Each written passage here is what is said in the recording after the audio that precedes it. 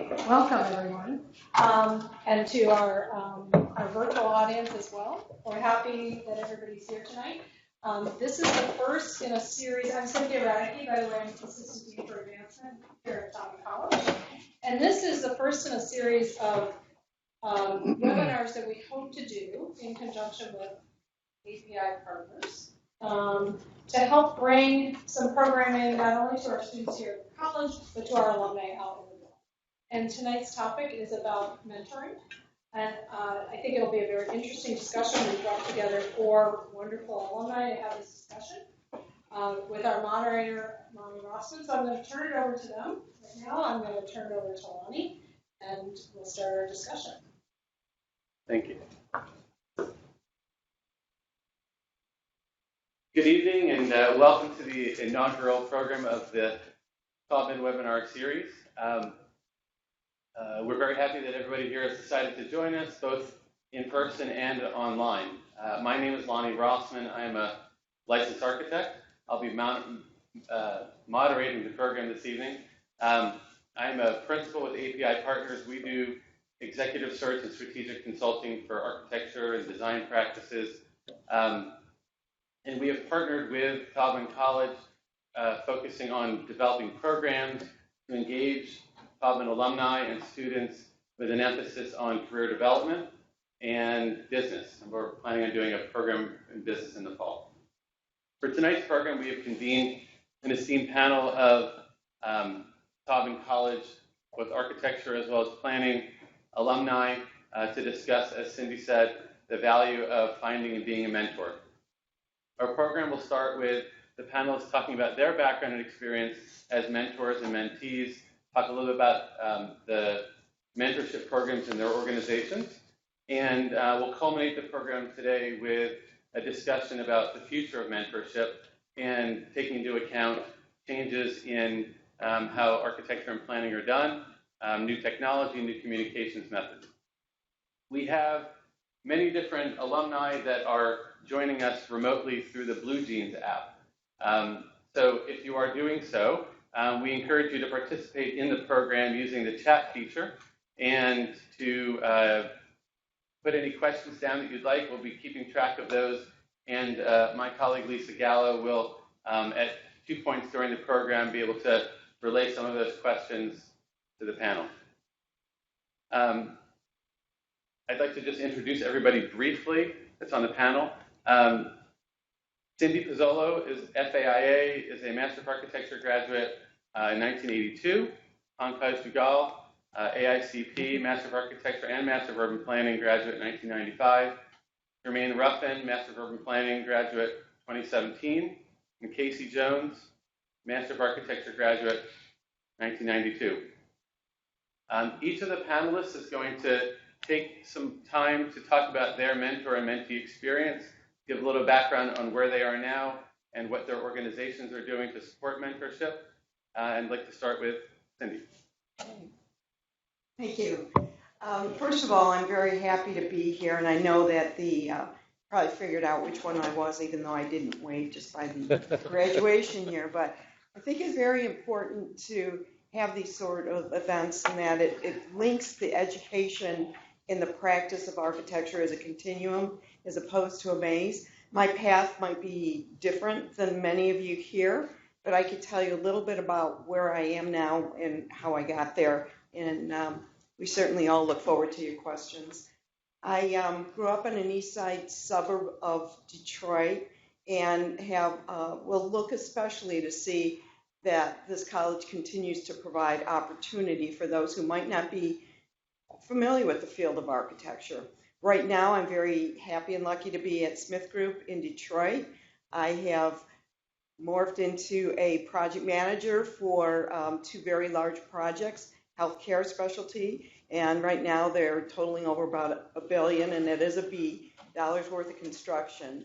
So I can also say I spent 12 years doing small commercial projects that sometimes were as little as 1,200 square feet. The point is, it is important to explore and allow yourself to be challenged.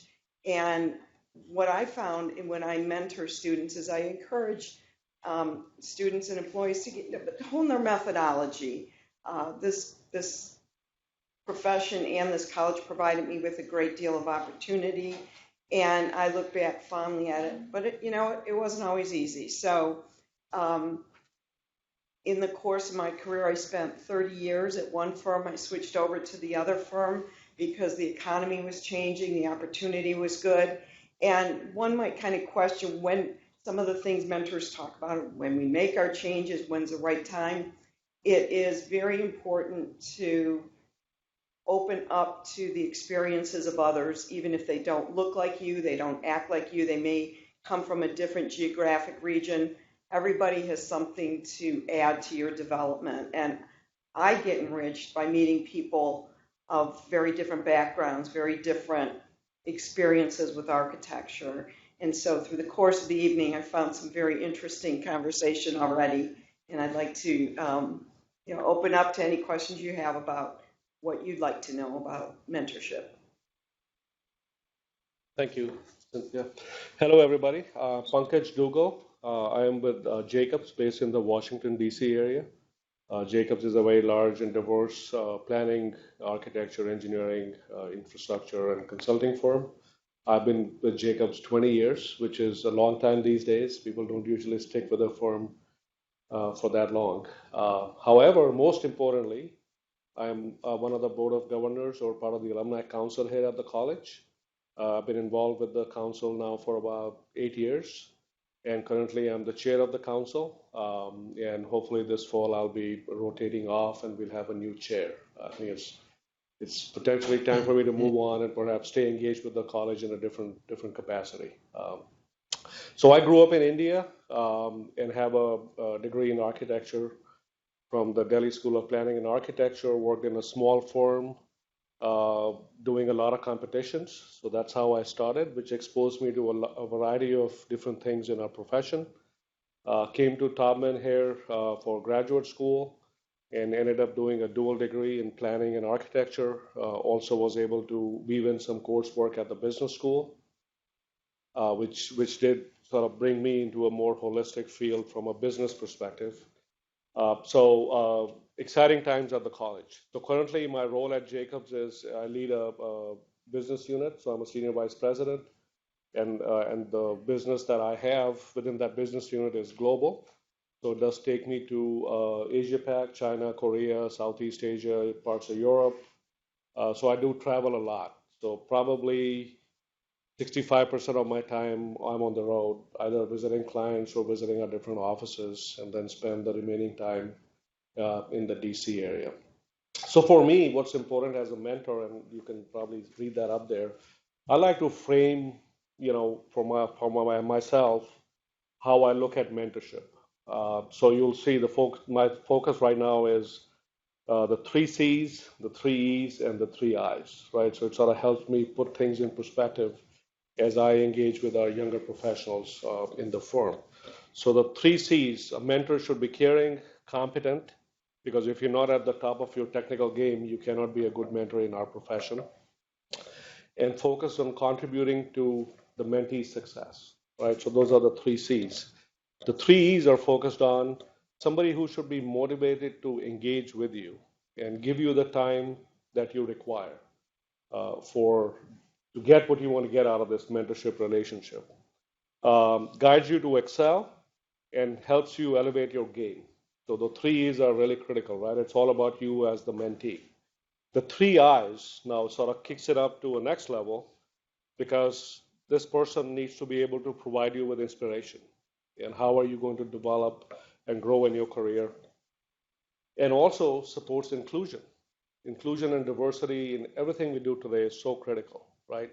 And the 2 I's, inspiration, inclusion, leads to innovation. And you cannot be providing inspiration without a focus on innovation. So those are my 3 C's, I's, and E's that I'm currently focused on. But above all, the mentor should really be able to provide you with objective advice as a trusted advisor, but you need to be able to discover yourself and come up with your own solutions, right? So solutions that work for somebody else won't necessarily work for you. So you need to be able to come up with your own solutions. So it's very important that the mentor act as a sounding board for you. And many times you can find the mentor or somebody in that role in our professions. It's actually better to also have a mentor that's not in our profession. So my approach in my own career progress and development has been more along the lines of a jungle gym, right? So I sort of looked at people who were successful, what they were doing, what qualities they had. I thought, well, I should perhaps develop those qualities, and those need development in myself. So I approached those individuals and had a conversation. They were happy to be a mentor or a coach or a guide, and they helped me develop those qualities. And so similarly, I approach somebody else. So it's a proactive approach, and it really focuses on what is your strategy for going forward and growing yourself. It could be tied to the profession, it could be tied to professional development that you want to engage in, or perhaps personal leadership. So a lot of different attributes that can play into this. So my mentor story, I'm going to take a minute here and quickly sort of talk through it. I started out in the career as a young architect, doing a lot of planning and design charrettes. It so happened that there was somebody that I was working with who was mentoring me through the process. And one fine morning they said, hey, I can't go to this charrette, so you're it. You're going to lead the team and you're going to deliver this project, right? So I was shaking in my pants. Oh my God, what am I going to do now, right? So I showed up. We had a very successful charrette. So one thing led to the other, and before I knew it, I was just off and running. But this individual was there right behind me to catch the ball if I dropped it, right? So trusted advisor, somebody who can be there to support you when you need it. Thank you, Pankaj. Good evening, everyone. Jermaine Ruffin. I am the Director of Development for the City of Detroit, for the West region of the City of Detroit. I don't want the whole city right now. So, that's too much for me. The West is just fine enough. So I do want to kind of touch on a couple of things that Pankaj spoke about as well. So in my current role, I oversee the implementation of both affordable and market rate housing on the west side of the city of Detroit, as well as the implementation of some commercial projects through what we call our strategic neighborhood fund areas. There are 10 of those in the city of Detroit, and I have 4 on the west side that I'm responsible for.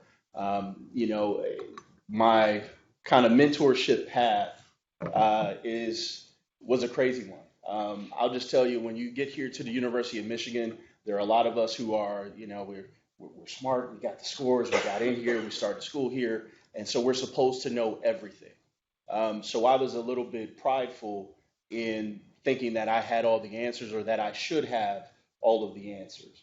I was able to, talk to a couple of professors here at the university, some staff who are here this evening for their guidance in how do I approach, selecting my classes? How do I approach looking for a job? How should I approach, small things like research projects? How should I pick folks on my team? All of those different types of things.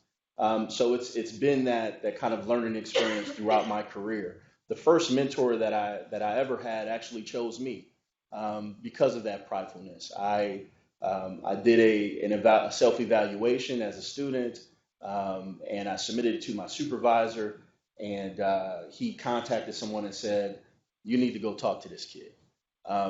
Here I was, somebody who had always thought of himself as a leader, who had always thought of himself as somebody who's going to achieve. I had worked very, very hard to put myself in a position to do those things, and I was being very self-critical in my evaluation. I basically told them that I was doing everything wrong because I was comparing myself as someone early in my career to the CEO, because that was my goal. My goal was to be the person who ran the agency, not someone who was middle management, but someone who was actually running the agency that made critical decisions on resources and projects for the entire state of Michigan. Here I am in my early 20s, and so this gentleman by the name of James Butler, he called me up. I'd never met him ever. He calls me up and he says, this is James Butler. I need you to come over to my office. He gave me directions. I showed up. And as soon as I walked in, he didn't say hi or anything. He just took and tossed a piece of paper across the desk and said, "What is this dog food?" And I was blown away. I was like, one, I don't know you. Two, what dog food are you talking about? Because I'm a great writer, and I know that evaluation was stellar. And so what he did is he took the time during that conversation to break down why me, someone new in their career, should not be comparing themselves to the CEO at that stage of my career with somebody who had 20 to 30 years on me.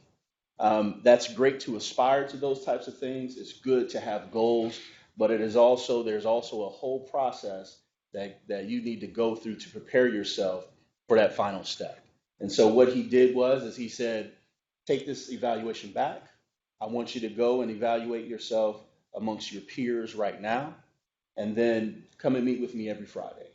And so I began to meet with him, and he has been, and is still one of my critical soundboards as I've kind of traversed my career all these years. A mentor is someone who should be able to provide you feedback, someone who offers the up contacts if you ask for them, someone who also offers you a critique. Because a mentor, in my opinion, should not just tell you what you want to hear. They absolutely should be that person in your life, if they're a valuable mentor, tell you what you need to hear.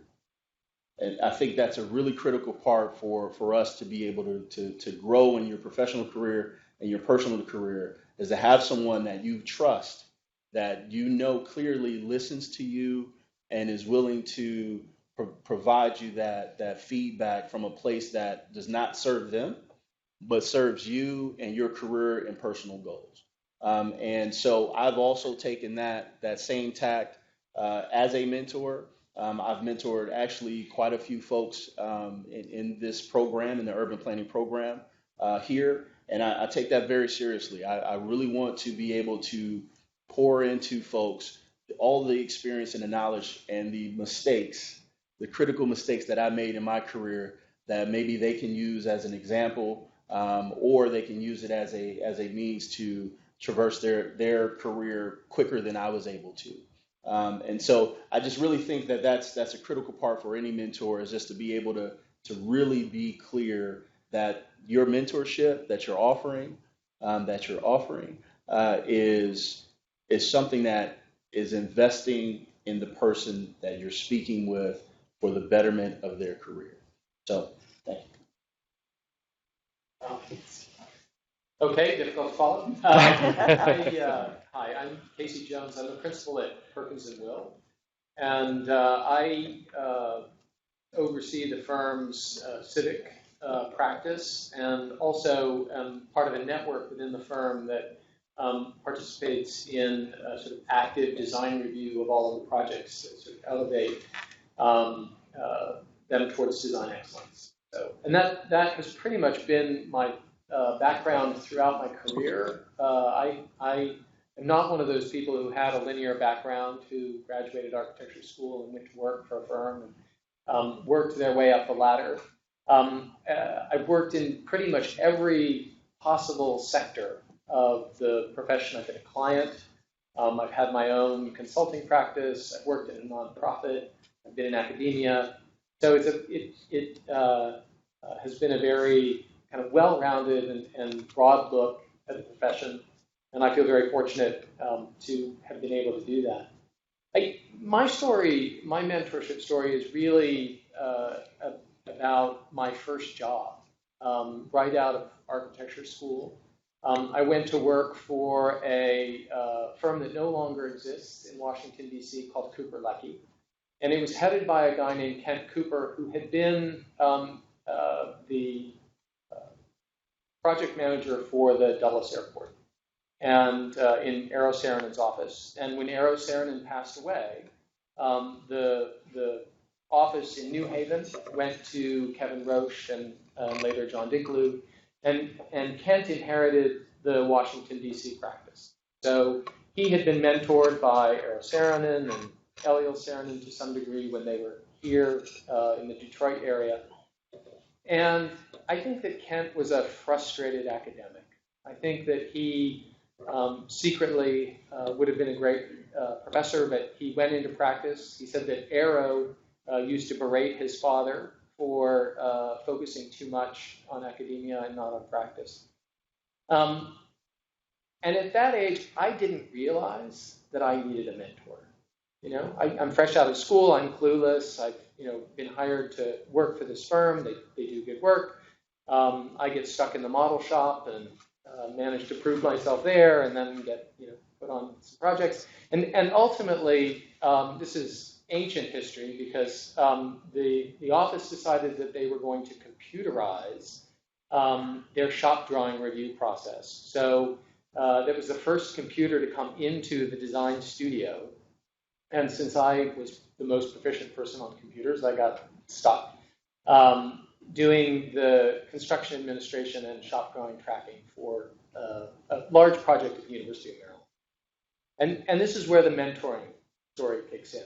So I would log things in, make sure that they were going through the office in a timely fashion and following up and being very diligent about doing all of that. But the real reason I was given that assignment, I think, is because Kent and I would ride out to the job site on Friday mornings. And on those trips, he would grill me about my thoughts on architecture. Question after question after question. And if I couldn't defend the proposition that I had put forward, he would make me go back and question it, and he would revisit it on the next trip. And I think that level of investment is what you want in a mentor.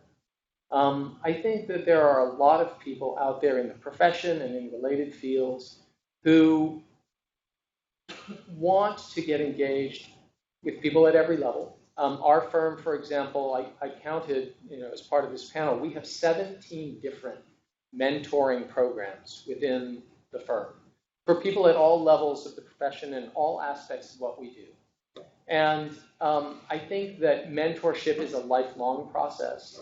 But what I would encourage, particularly the young people, but really all of the Michigan alums who may be listening into this conversation, is to approach every job you take as an opportunity to work for someone who could be your mentor, to select the people that you work for as much as they select you. And in some cases, when the economy goes south and jobs become harder to find, that's not always easy to do.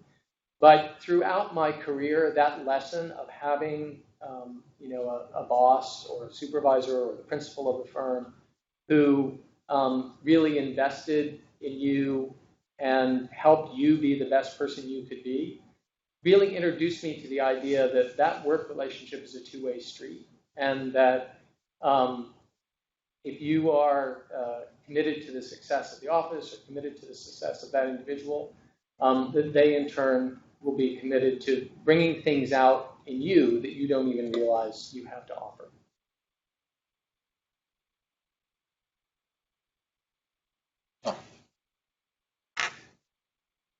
In the process of putting the program together today, we found two different data points, and I think there may be some differing opinions on what we found, but we wanted to share as we move into the next part of the program. One is that research in the U.S. has found that those under mentorship are 20% more likely to have pay increase and are 5 times more likely to have a promotion than those without. And in 2016, Deloitte did a research study and found that millennials planning to stay with their employer for more than 5 years are twice as likely to have a mentor at 68% than not, 32%. So some points to think about as we go to the next step. From our research and conversations as a panel, we've identified 3 different mentorship structures. Ones that are driven and initiated by the individual, ones that are driven and initiated by the company, and ones that are driven and initiated by organizations. We have Jermaine and Casey are going to talk about their thoughts on mentorship initiated by the individual. There are a few questions to start out with. How is the mentor relationship initiated? How do you choose a mentor, and can you have more than one?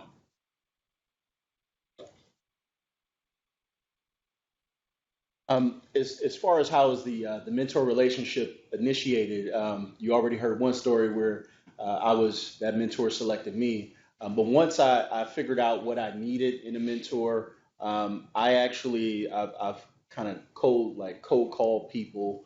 I'll send emails. I will look for folks who have taken a career path or are sitting in a seat that I aspire to sit in one day. It's kind of funny that some of those folks who are currently like CEOs and presidents or leading an organization, we tend to think like these folks are extremely busy. They're never going to respond to me. I have had that happen where folks don't respond. However, I stayed with it and I stuck with it and I reached out to folks and was surprised that a number of people responded to email and said, hey, I'll put you in contact with my secretary. We'll get something on my calendar just so I can meet you and have a conversation. There are other opportunities. I'll put a plug in for the APA conferences. There are folks that I came in contact with, and when the APA conference was in New York, the University of Michigan put on an alumni event, and I went, and I had an opportunity to come in contact with a couple of folks who were in New York, who were in Chicago, San Francisco, who were in positions that I wanted to be in, and I reached out to them, and we have relationships to this day.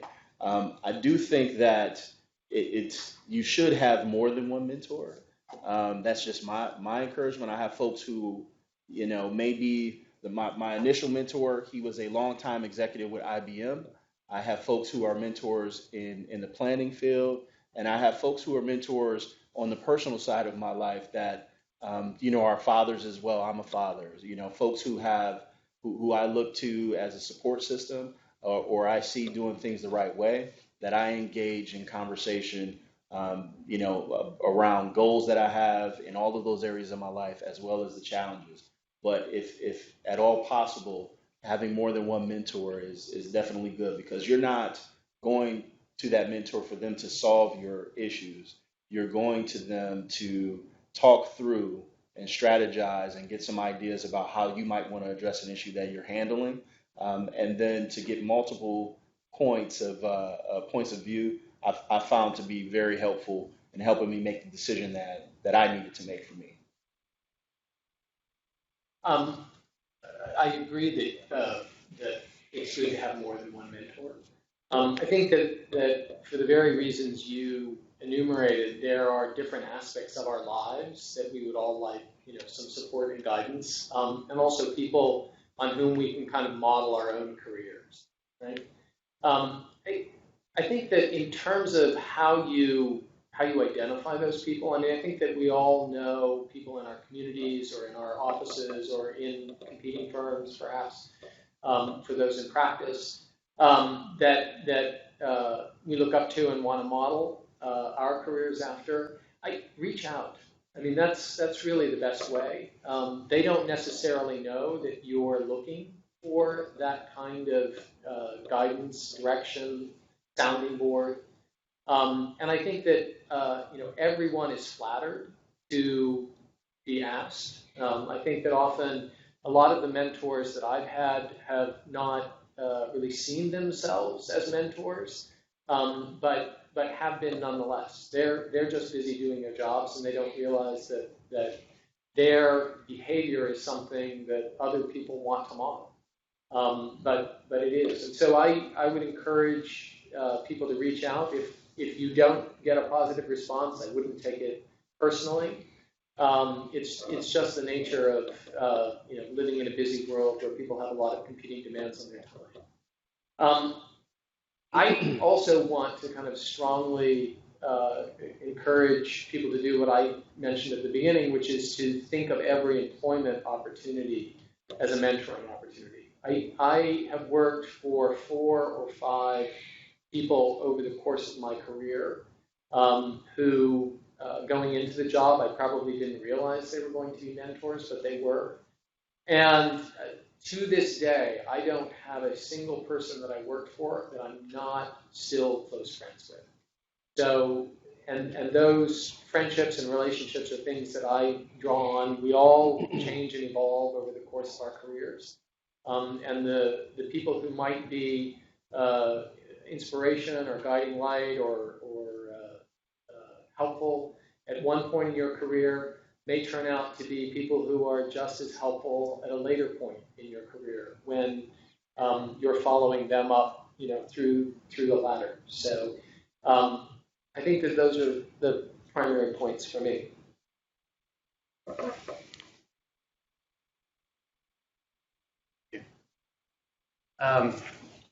Next, we wanted to talk about mentorship that's facilitated and initiated by corporations, by companies that are doing putting programs together to support the growth, professional growth of their employees. And we're going to have Cindy and Pankaj talk to that. So here are a few questions to consider. First of all, do your companies have formal mentorship programs or are they more informal? Does the company facilitate one-on-one mentorship or group mentorship? Is mentorship expected of every employee? And how do companies measure success? That's a lot of questions, so thank you for bringing this. Let's say the organizational mentoring at my previous employer, but at SmithGroup takes on the personality of coaching. That's what it's called. And that's a new evolution. That has evolved from some of the specifics of the former IDP program, but the way they manage it, and we manage it in such a large organization, is that, say, within a department or within a studio, there's a leader, and then there are coaches for smaller groups of people. So that's the first level of assignment, and that's very valuable because not everybody is ready, just like the others have said, not everybody's ready to engage or make a commitment to a one-on-one relationship. The other way it's handled, and this is probably the most prolific that I've seen, is it's handled two ways. One is by the leadership of the example of leadership in identifying that their expectation of people, all employees, is to share knowledge and to respect the position and the training of each other. I go back to who were my mentors. They were the people who said there's no such thing as a dumb question. And I look back and, yeah, there probably were some, I know there were some I asked, but it were those people, and it was every single project. And I learned that here at the university, that regardless of the professor, regardless of who the design instructor was, you glean something from every single project. And so the way we handle it on an organizational structure and define success is that we establish goals on a regular basis and we measure, we solicit input. You may hear those referred to as 360s. And then we identify our progress. What are the enablers? And that's often the role of a mentor, is to help you identify and help you get those factors which will enable your success. It's also similar to what others said, that reality check of sometimes it's not appropriate. So what measures success is within our organization, it's a strong person who facilitates others to achieve their goal. It also is an expectation of all of you, it might be in the room, that you share your knowledge, and that if you have great ideas, certain scripts, I was telling stories about Dynamo scripts and how they've changed the way we work. If you have good ideas, it is not a one-way street. There is an expectation that you share with us what you know, because it makes our firm better, it makes us more engaged. And I could say one of the other benefits is the outreach that you'll see tomorrow in terms of staying engaged with the educational aspect of the profession.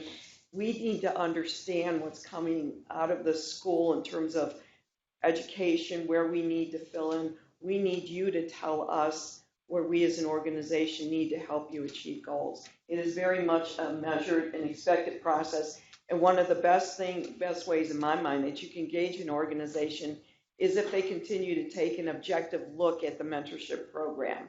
If something's not working, if you're going in for discussions, if your attrition rate is too high, there's factors that we have to ask, what can we do better to engage all of us, including senior and junior level people? Thanks. So let me frame the question a little bit, right? So I'll focus my response for, let's say, younger professionals, 0 to 5 years. So what are younger professionals looking for, right? So you're looking for, hey, when I'm out of college, I start work at a firm. How is somebody going to guide me through professional training and get me licensed? How do I get exposure to a diversity of clients? How do I get exposure to a diversity of projects?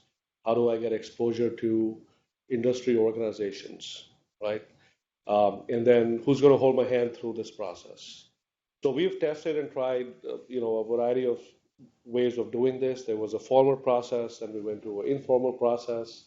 So I would say right now we are working through a hybrid, where we put as much of an onus on the individual to be proactive about the mentorship and the coaching that they are seeking, which, like Cindy said, happens through the development of the professional and personal goals, evaluation process, which happens on a quarterly basis as well, right? But mentorship is, in my opinion, more than just professional training and getting licensed. We are looking to develop leaders in the industry. So how are we going to develop you as a strong, solid leader in the profession? That, going back to Jermaine's point, that someday you're going to be leading the firm, right? So we are looking at a variety of different aspects of people that we bring in along the way in terms of their career development. And then who are the high potential candidates? And we put different people through a different process. And quite honestly, there are, different individuals have different aspirations. And some may really want to focus early on in their career to become the best technical expert that they can become, right? So we need to be able to support that. We need to be able to guide that process. Whereas others may be more interested in getting more diversity across the board, and then decide, okay, well, hey, this is what I want to focus on, and then after 3 years, I'll go in this direction. So that's one of the plus points, of working in a larger firm like the SmithGroup, where you can get that diversity of projects, or Jacobs or Perkins and Will. The exposure is very diverse, which can also then, create more questions in your mind. Well, what should I really be doing, right? So we have learned that keeping the process less formal, but more than just informal, perhaps a hybrid approach that helps structure the conversations, helps structure the path forward, but yet leaves enough openness for the younger professionals to be able to sort of direct their own path. But we also make sure that we don't lose somebody along the way, right? That can happen. So there are some minimums that everybody has to go through, but yet there's fair amount of flexibility in what you can do. A couple of other things that I wanted to hit was we've also looked at, and this goes back to Lonny, your comment earlier. So our data shows that our attrition rate, that this is corporate wide, we are a big company, is around 9.5%, maybe 10%, which is below industry average. These days, the industry average is running 12 to 13%. But our attrition rate is really high in the 0 to 3 years. When we have individuals joining Jacobs in the 0 to 3 year window, that's where we tend to have a much higher attrition rate, right? So we are working through that. And some of the aspects there are actually goes back to what Jermaine said, that these days our younger professionals are right off the bat, I think they're looking for 3-4 things. First, I want a challenging and an interesting job. I want to work on challenging projects. Show me my career path. Where am I going to be in 5 years? Can I get to be a vice president like Jermaine wanted to, or the CEO? Where am I going to be in 5 years? Show me my career path. And the fifth is, who am I working with? What does the team look like? Is it diverse? Does it have individuals that are going to excite my passion, are going to inspire me to do my best. So that's what we are focusing on right now.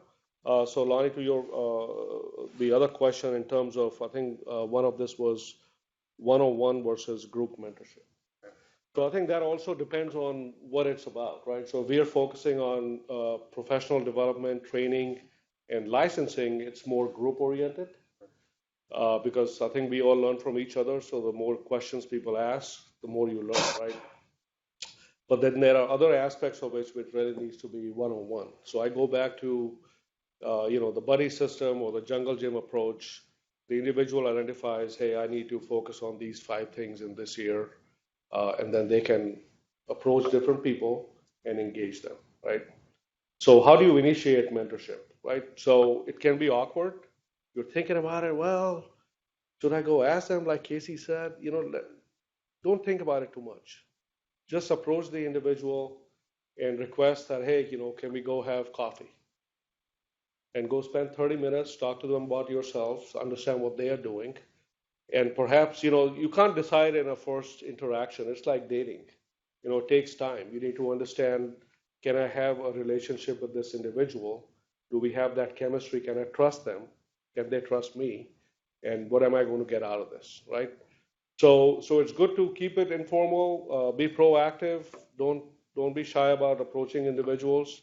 And you don't have to tell them that, hey, be my mentor, right? I talk to a lot of people every week. We go have coffee or we just go have a beer and just sort of interact, right? So we don't have this formal setup that I'm your mentor or you're my mentee.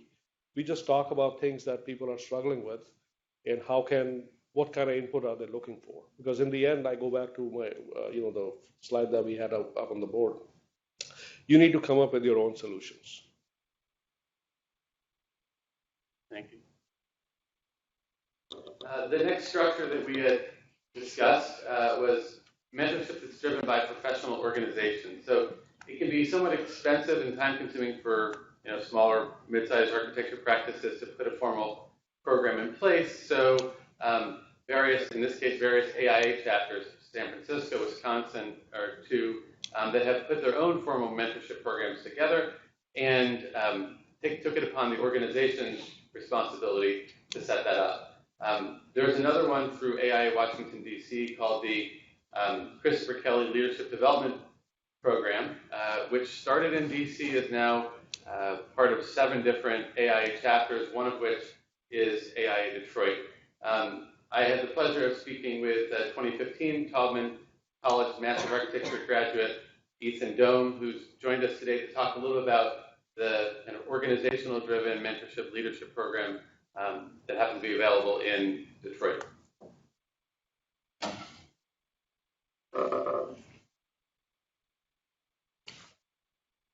Thanks, Lonnie.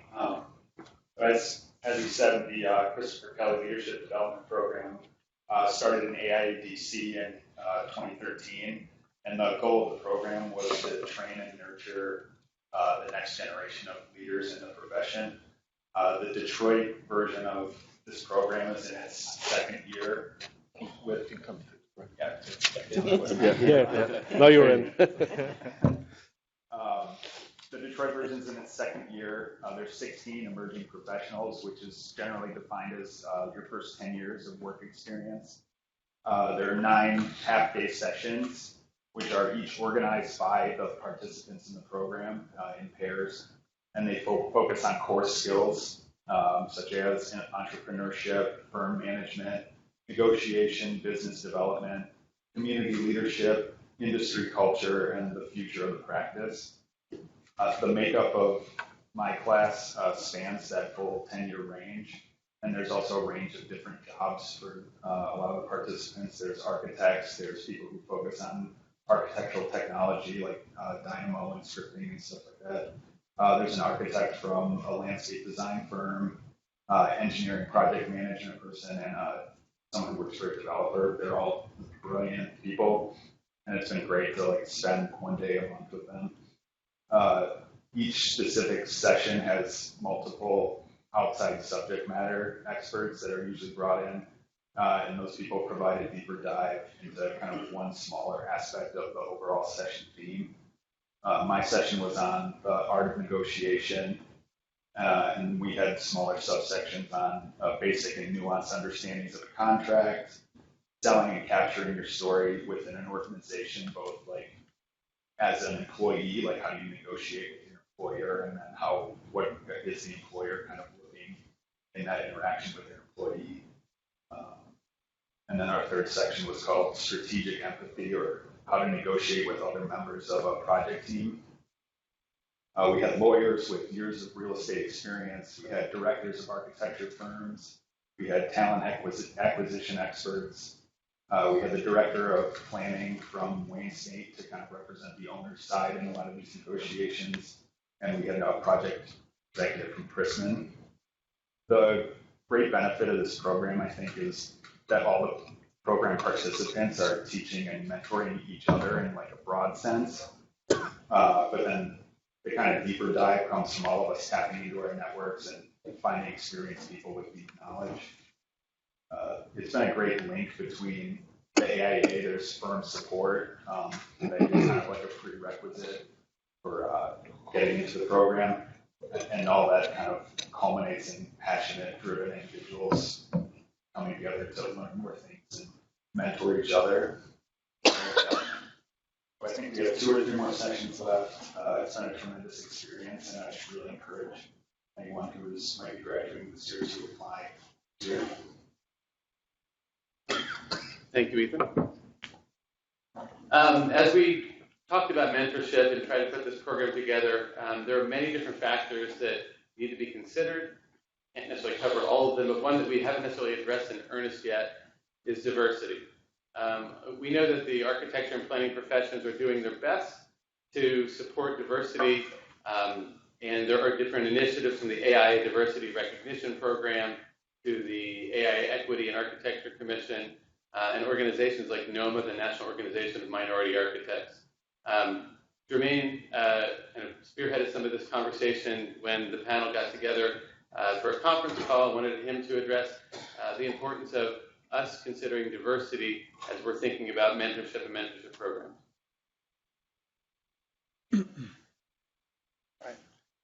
Thank you, Lonnie. So one of the things that I discussed on the conference call that we had in preparation for this is definitely the diversity and what that means in the field of planning and in architecture.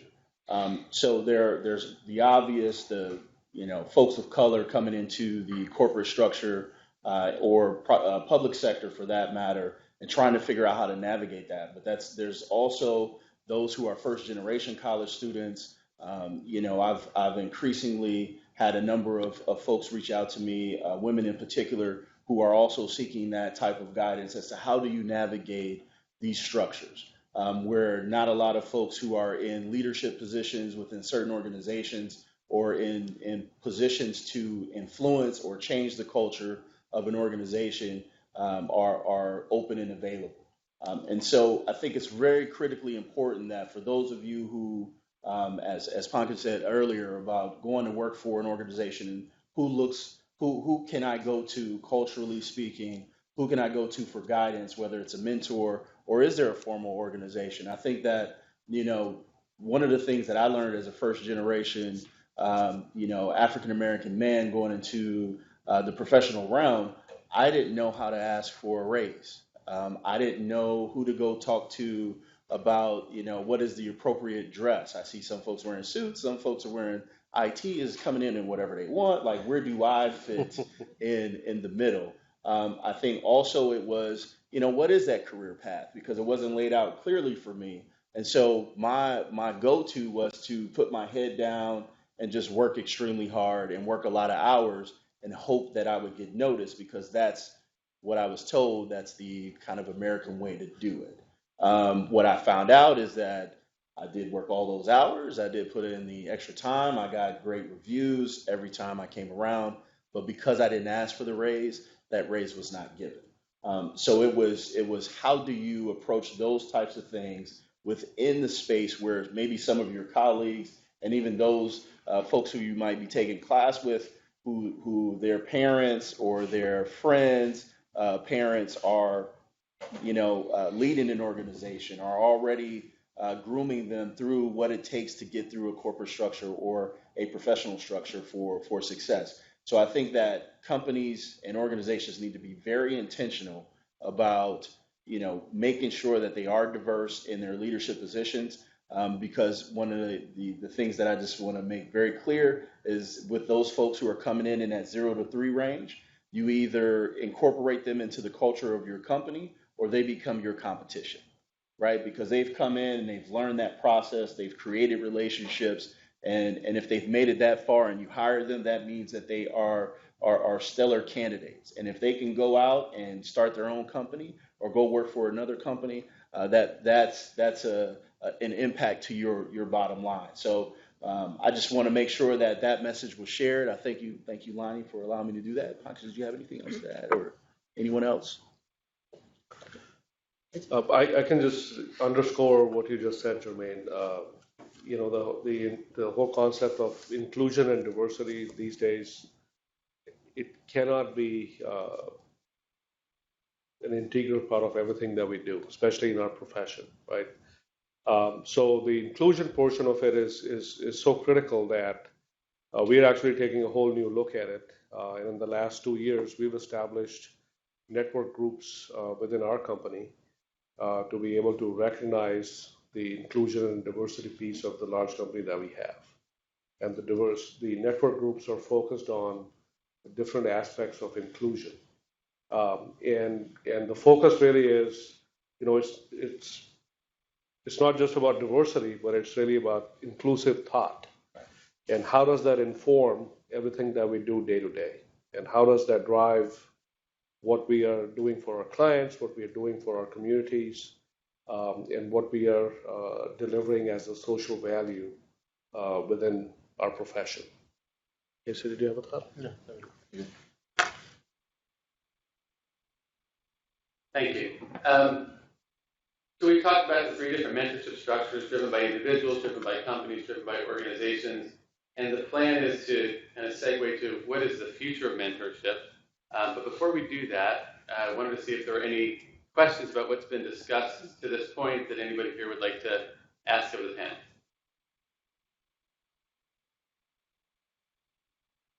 Yeah. My name is Caitlin Brunner. I'm a Master's of Architecture student, and I was wondering if you had suggestions on how to maintain or facilitate any sort of mentor relationships as you're leaving one professional firm to go to another.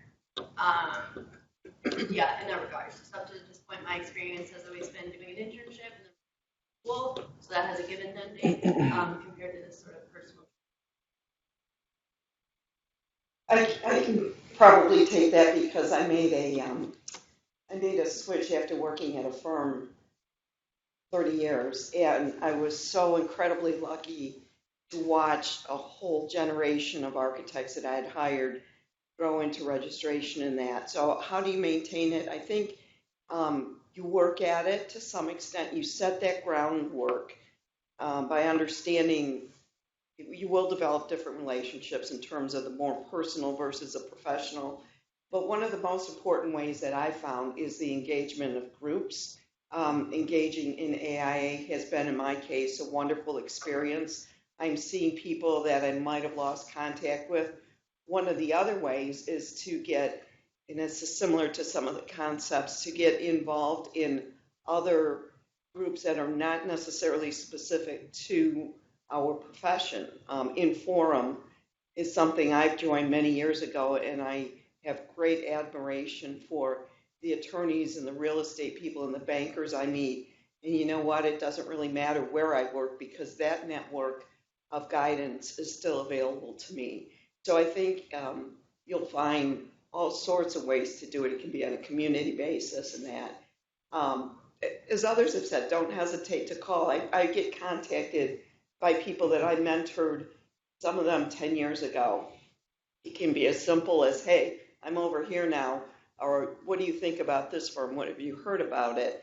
And I take a great deal of interest in that. So don't assume that people are too busy to stay in touch, like others have said. Reach out. But one of the ways you can do it is establish a network separate from this profession so that you've got a strong network even when you relocate to different cities and something.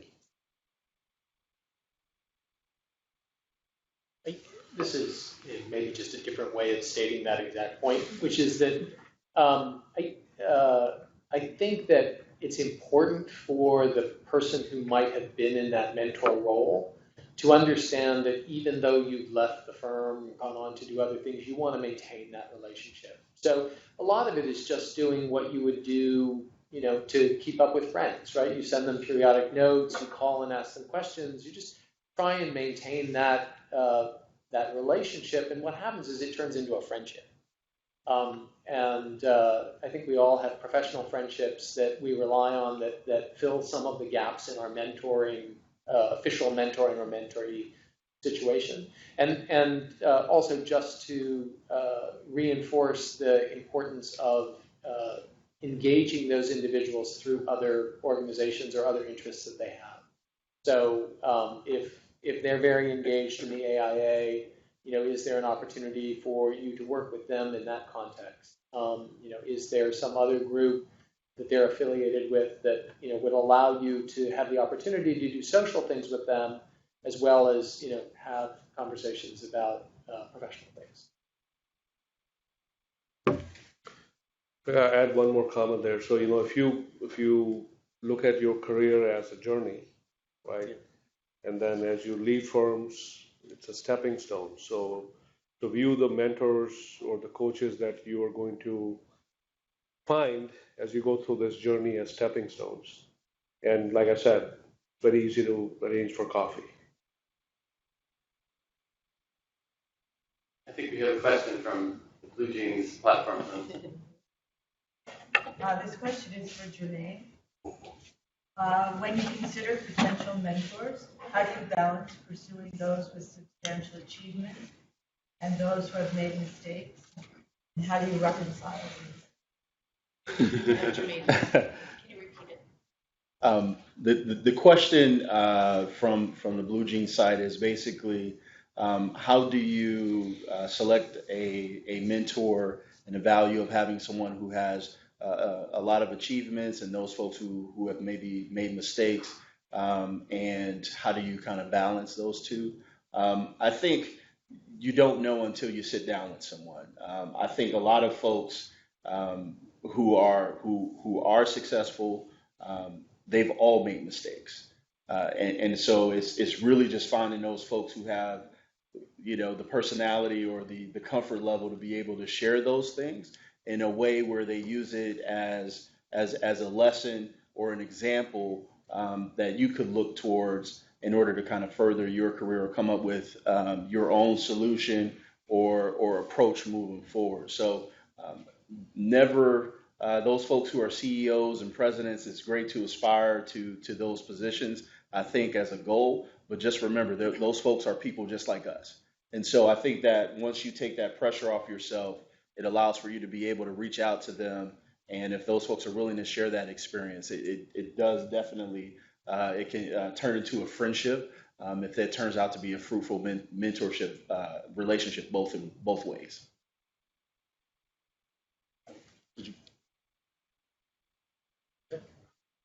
We talked about shifting the conversation to the future of mentoring, and I'd like to start by introducing Jackie Coliani, a 2013 Master of Architecture graduate who recently participated in a program that kind of takes and she'll tell us about it, takes a unique approach to mentorship, matching using technology to eliminate geographic and professional limitations.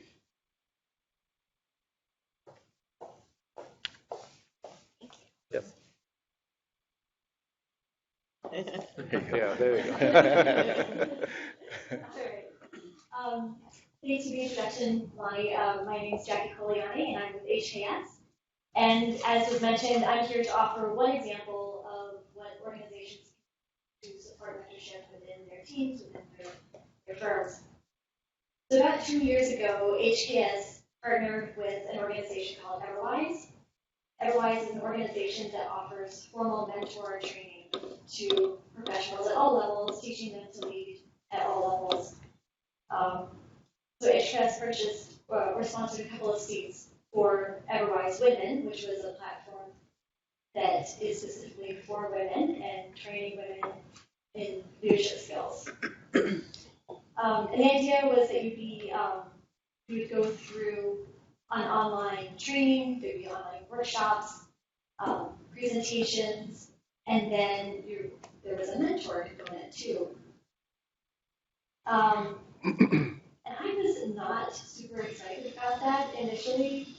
The idea was that you'd be matched with somebody outside of your industry, somebody with more experience, somebody that could help you work through your personal leadership journey.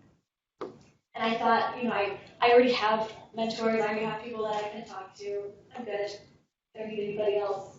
But after going through this entire year of training and conversations with this person that I was matched with, it became the most invaluable part of the entire program. So I was paired with a senior manager at an electrical company in Florida. And we decided to schedule 1 hour phone calls every week. So every Tuesday we would talk for an hour. And when you meet that frequently, every other week, kind of run out of topics to talk about at a certain point. So it was a little difficult to keep the conversation going specific to my personal goals and my leadership journey. So what ended up happening was we would just have a conversation. We would talk. And we would talk about what we've been doing for the past couple of weeks. And what I found was that she was very intuitive, and she would pick up on things that I would say. So she would say, well, I heard you say this about this experience. What made you feel that way? Or why did you think that? Maybe consider about it like this. And it started to make me think about my career more critically. These specific moments in my career, but then also my overall career path. And we would talk through these experiences, and I can say that it kind of became a form of therapy in a way, because we had these conversations, and I would tell her about my emotions and these experiences, and I would walk away with just this sense of clarity and just this feeling that everything's going to be okay, everything's all right. And just knowing that I had this person in my corner too was a really nice feeling. Just because sometimes the workplace can be really lonely, and knowing that there's somebody out there waving a fan flag for you, it makes everything feel a little bit better. But I think what was so impactful for me was the fact that because she was outside my organization, she had no influence on my professional future. So I felt as though I could be really open and honest with her and vulnerable at times, and I could have these honest conversations. And what I eventually came to understand about mentorship is that it's more than having somebody to talk to when you have a dilemma by somebody. It's about having that deeper connection. And, the difference between having somebody, as was kind of already mentioned, but having somebody give you that advice of, well, this is what I would do in your situation, versus actually knowing you as an individual and saying, well, this is what I would do in your situation, but knowing you, I don't think you'd be comfortable doing that, so let's brainstorm some ways together so you can figure it out on your own, some of your own solutions, and you gain more ownership of your own career path that way, I think. And it just makes it for a far richer relationship and a better overall mentor experience. So I've repeated a lot of what was already said today, but I think part of my example is the fact that with technology, it doesn't have to be somebody that's in your office. You can seek mentors outside of your firm, outside of your organization. And I would encourage corporations to do this. I would encourage individuals to seek out these people outside of your organization to make these connections with. And I'll just do a little plug-in for an app that I recently came across called Building Brave. And it does just that. It matches you with a group of individuals that are out there in the world on the internet. And if you have a specific question or a topic that you want to know more about, you can plug your question into this mentorship universe. And then there's a series of mentors that will come to your rescue, and they will answer this question for you online. So I think it's a great tool that maybe in the future technology we can continue those conversations worldwide. Perfect, thank you. So if I recall from my conversations with Jackie earlier, I don't think she's met her mentor in Florida. And I think that all the mentor relationships that the panels have described, you've met and spent some time with in person, the mentors people that you consider mentors. So we were trying to think differently about mentorship in the future. And how is the workforce changing? How is technology changing? And how can we as a group here think about and even brainstorm ideas on how, what the future of mentorship is, just because we had 20, 30 years of experiences here. That's what's happened, and it's happening now, but how are things going to shift? So, some of the items that we had, talked about are, even within the profession of architecture and planning, there have been many changes in the last 10 to 20 years as far as project delivery, design technology, communications, how buildings are constructed. How can we advance mentoring to improve the transfer of knowledge? Thinking differently about how we do that. Some other statistics and information: Gen Z, natural-born techies. There's some definitions here. Born between 1996 and 2012, are known to have short attention spans and to be speed communicators, diverse, entrepreneurial, practical, global. How do we engage individuals with this profile? And it's going to be different than my generation and generation of the panelists we have here. So how can we think about mentorship differently as we're communicating differently? And also, the workplace is changing. Half of the full-time workforce is projected to be remote employees working from home, either full or part-time, by 2020. So how do we reconcile the ability to mentor individuals, be mentored when we may not be in the same places as they are? I think Jackie gave a good example of how mentorship could work remotely, but wanted to get the panelists' thoughts on what the future of mentorship looks like, and would like your input as well. When thinking about this question, I thought about the important point to make is that it will change and go in phases and things. There is no one size that fits all. As we have grown our organization to a multinational and most projects are shared between offices, some of the closest working relationships I have are with people in other offices just by virtue of that project assignment. And so the mentorship, in my opinion, this is just my thought, still requires some level of communication. I would not have created the bonds that I created with some of the folks in our San Francisco office had we not convened face-to-face every now and then, although it was, project focused. But what it does mean is continuing that relationship. To your earlier question, the very fact that although I may not have seen someone for 2 years, I will get a question about, I'm thinking of this, how should I approach this? From somebody in college, I had an ethics question that came in over email. We embrace the technology and we determine what's right for it, but there, in my mind, still is a different sort of relationship with a face-to-face communication.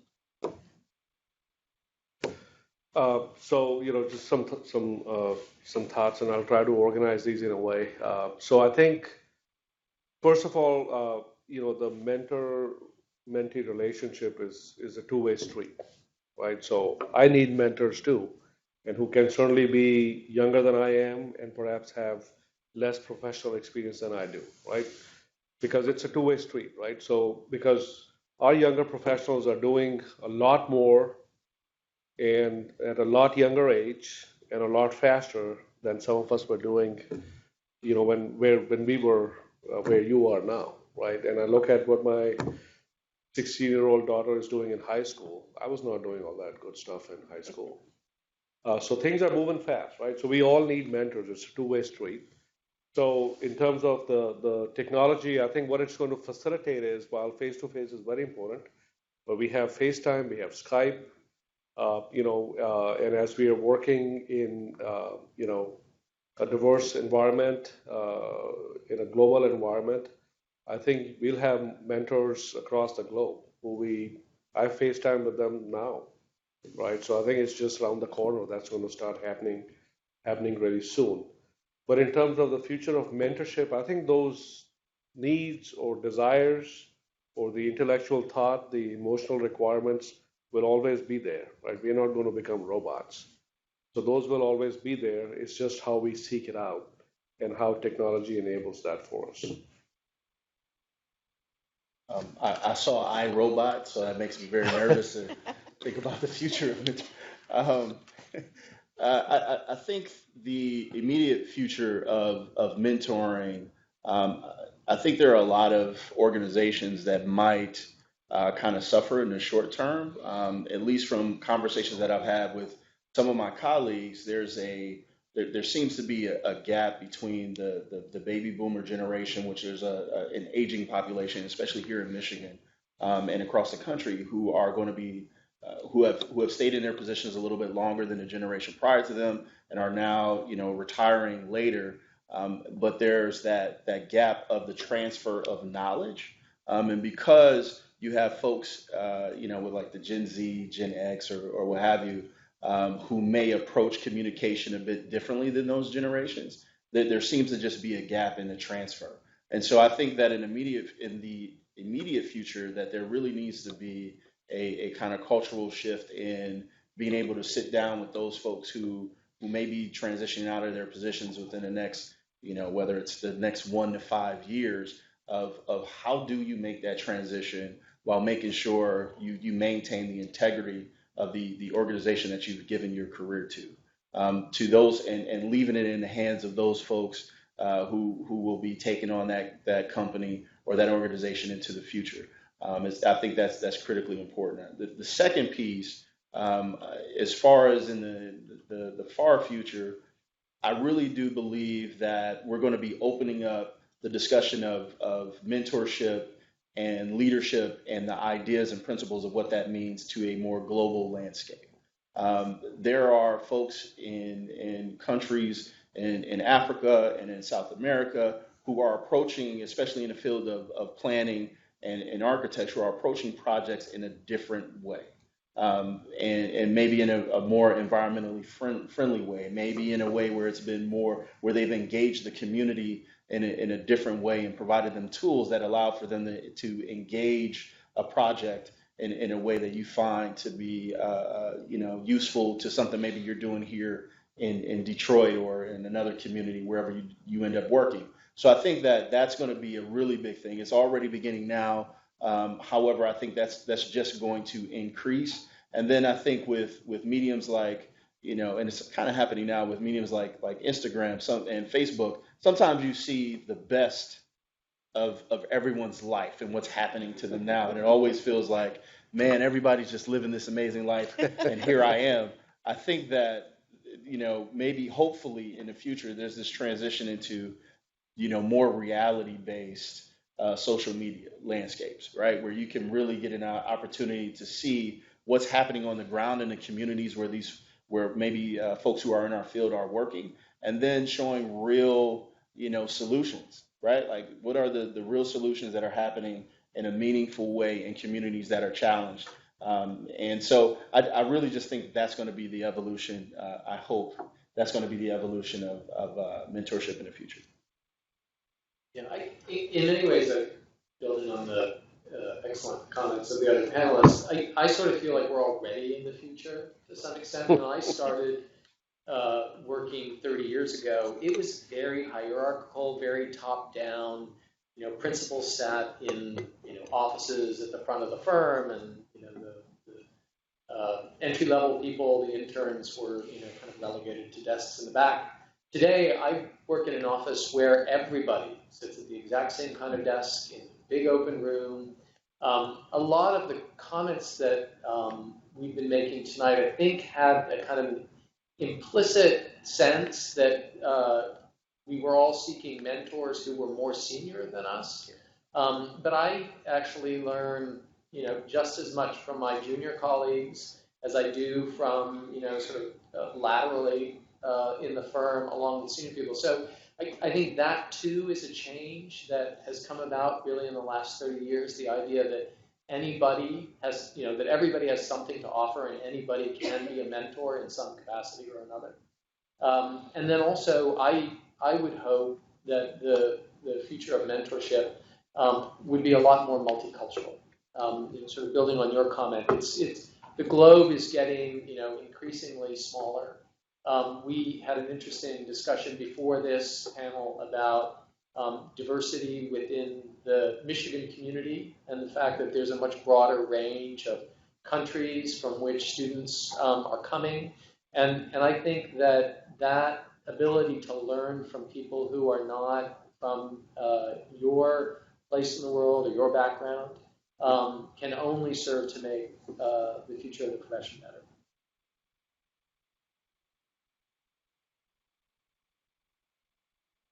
Thank you, everyone. I think we're hitting up the time limit or pretty close to it. So I wanted to see if there were any questions that anybody had, whether about the first part or second part of tonight's program. I guess from Blue Jeans or here. Please. So we've talked a lot about like multiculturalism and diversity, but there's a lot of firsts happening in the field. For example, IIDA, International Interior Design Association. First time they have a female African American architect serving as their president. And in the classroom, I feel like the proportionate amount of diversity is pretty similar. So I was curious if you guys have any thoughts on how we can bridge the gap between high schoolers and pre-college individuals with their understanding of architecture to in turn affect their representation in the future. There are some very strong initiatives through a lot of the organizations, and I think that's going to be one of the best things that we'll see over the years. The K through 12, we're talking about, we don't magically extract people out of the college level and place them in our firms and we've got diversity.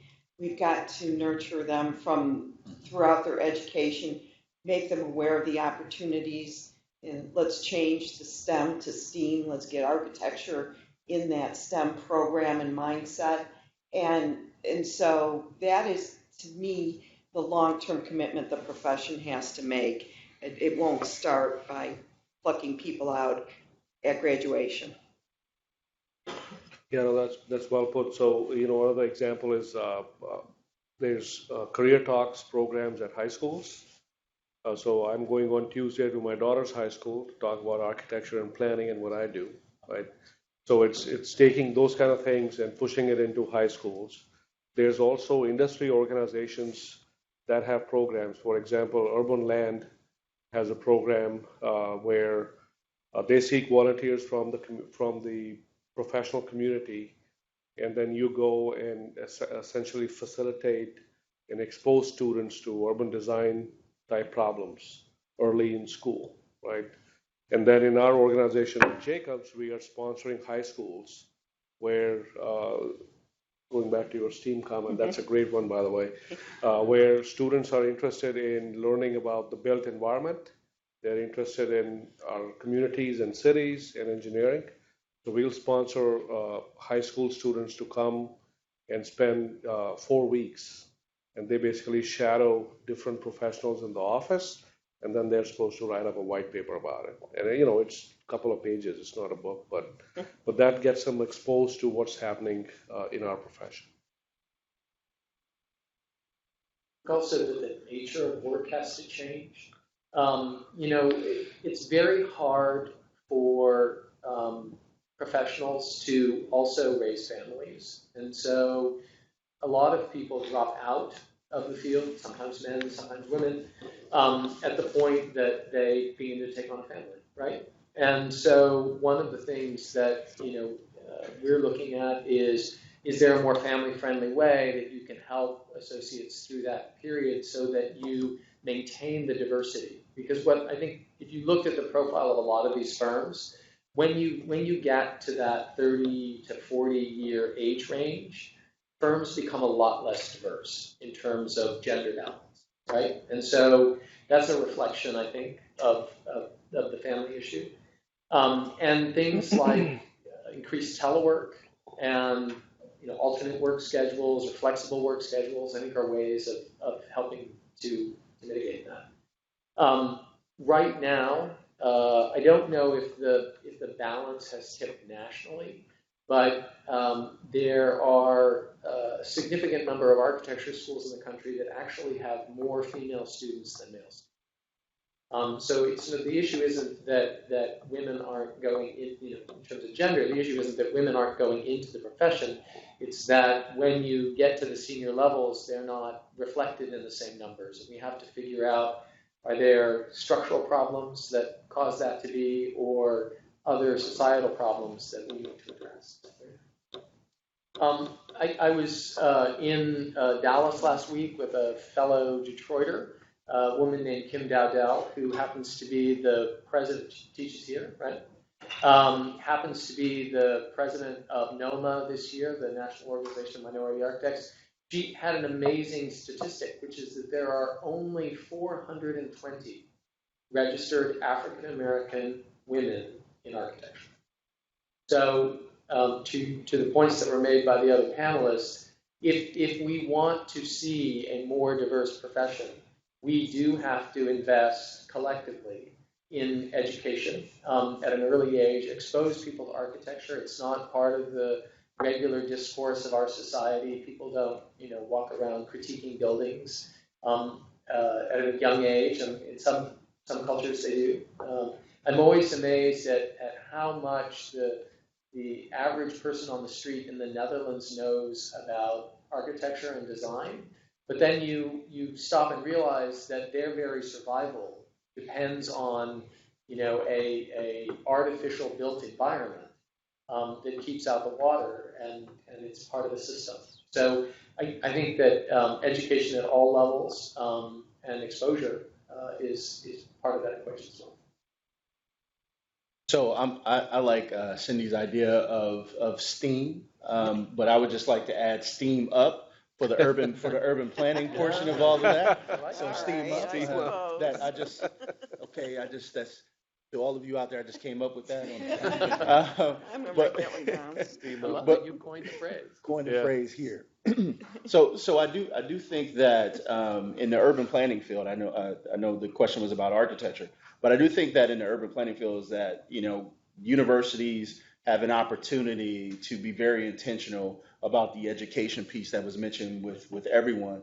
Almost every university has summer programs or programs where they're working with high school students or middle school students or elementary students, and I think that from the urban planning perspective and architecture perspective as well, that the city is around us, and a lot of us are coming from more urban communities, or some of our, not everyone, but a lot of folks have great memories about visiting other cities, whether you were going to the beach in Ludington or Traverse City, or you and your family took a trip to Atlanta, or you went to that great zoo out in San Diego, or you were in New York, right? And so you have these types of experiences that kids every day are actually engaging urban planning and engaging architecture in a visual way and in a way that they use and traverse the city. And so one of the things that I did while I was here at the University of Michigan, along with a number of my colleagues that are hopefully watching tonight, because I told them to,